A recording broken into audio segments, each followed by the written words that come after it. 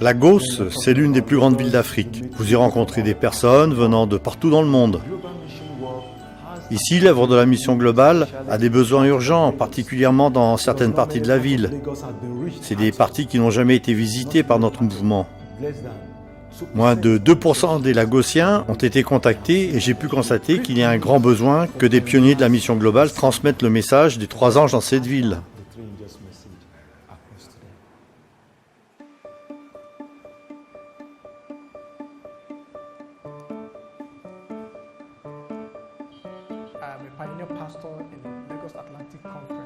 Je suis pasteur, pionnier à la Fédération Atlantique de Lagos. Je suis ici depuis 1 an et 8 mois. C'est une partie de la ville qui n'a pas encore reçu le message adventiste.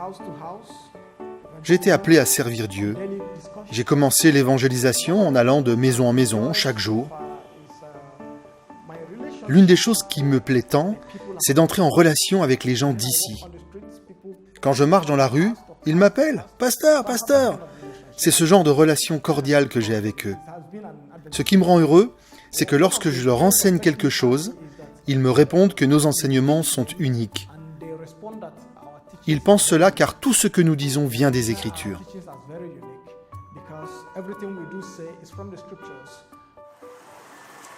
Les pionniers de la mission globale, tels que Clinton, vivent en infinité avec leur communauté. En créant des relations personnelles, ils peuvent faire passer un message d'espérance aux personnes qui les entourent.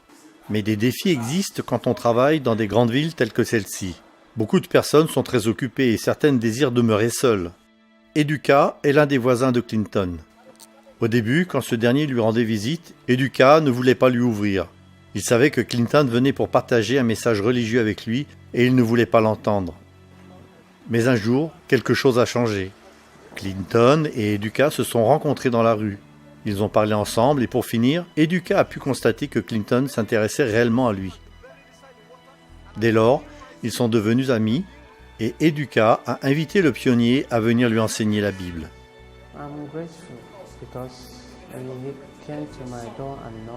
Je suis reconnaissant car quand il est venu frapper à ma porte, normalement, je n'étais pas content car je n'avais pas envie qu'il vienne me perturber. Mais petit à petit, comme il venait régulièrement, j'ai apprécié sa présence et la façon dont il nous traitait. Eduka a accepté que Jésus entre dans son cœur et rencontre Clinton régulièrement pour approfondir la parole de Dieu. Avec confiance et de solides sentiments amicaux, Clinton a pu partager un message particulier avec plusieurs autres de ses voisins. Et il me disait que l'Église a un message spécial. Ils comprenaient cela en écoutant ce que je leur communiquais. Franchement, nous voulons vous remercier pour le soutien que vous nous avez apporté, le soutien moral et par la prière que l'Église mondiale a offert à la mission globale de la Fédération Atlantique à Lagos, a servi pour le Nigeria dans son ensemble. Mais nous avons besoin de plus encore, afin d'être en mesure de travailler pour les zones de la ville qui n'ont pas encore reçu notre visite et de préparer les cœurs de beaucoup de personnes pour le retour de Jésus-Christ.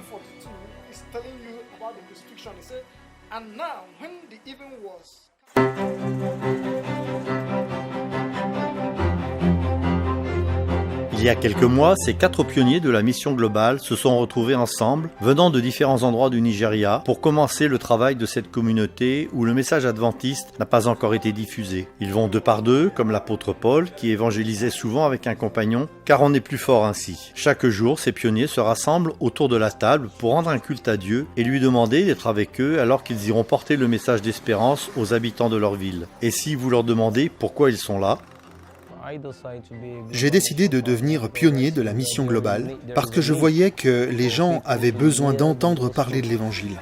Quand on jette les yeux sur ce qui nous environne, on voit que beaucoup n'ont pas entendu le message de la Bible. Je sens que la seule façon dont je puis faire cela est d'aller, en tant que pionnier, prendre contact avec les gens qui nous entourent. Moi j'aime ce travail de pionnier qui me permettra de répandre l'Évangile partout dans le monde. Voici pourquoi je suis devenu pionnier de la mission globale. J'ai envie que les gens connaissent la vérité comme je la connais.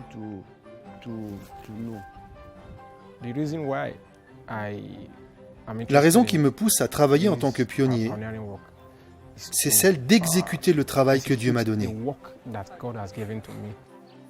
Ces pionniers répondent à l'appel de Dieu pour servir et il a créé de grandes opportunités pour eux de se connecter avec leurs voisins.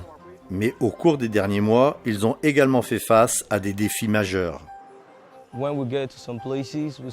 Quand nous allons dans un endroit, nous voyons que les gens ne nous acceptent pas. Ils nous chassent.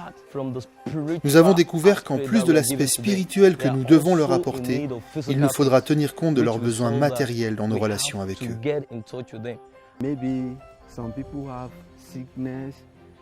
Certains sont malades, d'autres n'ont pas de quoi manger. Il y en a même qui n'ont même pas de maison. Ça fait vraiment beaucoup de défis. En fait, 95% d'entre eux sont des nécessiteux. Ils voient en nous des personnes qui peuvent résoudre leurs problèmes. Après un temps d'échange, ils nous racontent ce à quoi ils sont confrontés. Il n'est pas facile de répondre à leurs besoins spirituels si nous ne nous soucions pas de leurs besoins physiques. Avec le temps et des soins, les pionniers ont créé des liens d'amitié avec nombre de leurs voisins. Madame Adwall tient un petit commerce alimentaire sur le bord de la route. Elle est bien connue dans le voisinage et chacun va, une fois ou l'autre, lui acheter quelque chose. Certains jours, tandis qu'elle prépare ses petits plats, les pionniers viennent s'asseoir près d'elle et lui parlent de la Bible.